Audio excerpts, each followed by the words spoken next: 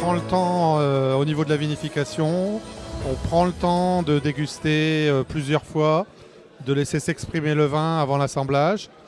On, on met en bouteille, on laisse vieillir dans nos caves, donc dans les caves historiques à Épernay, à proximité de l'avenue de Champagne.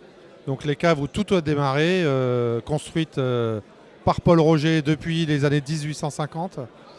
Et puis ça s'est étendu un petit peu, mais nos caves les plus récentes datent des années 1920, donc vous voyez, c'est pas hier.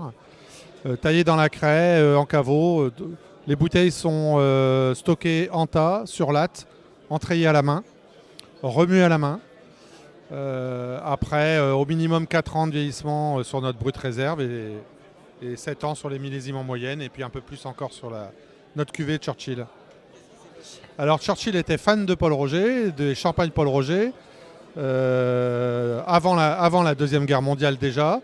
On sait dans nos archives qu'il aimait le 1928, il aimait des millésimes puissants, des millésimes qui lui ressemblaient un peu finalement, avec du caractère, du charisme, de la personnalité. Et il s'est lié d'amitié avec Odette Paul Roger, qui était l'épouse d'un descendant direct de Paul Roger. Donc on a de nombreuses correspondances entre eux dans la maison, dans nos archives. Il y a des courriers. Il était tellement fan de Paul Roger qu'il avait un cheval de course qu'il a appelé Paul Roger.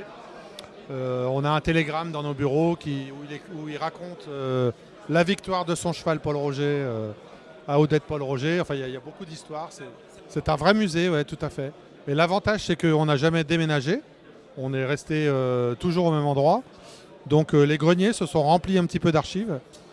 On n'a jamais rien jeté parce qu'en fait finalement c'est quand on déménage que l'on jette les choses. Et nous on a toujours tout conservé.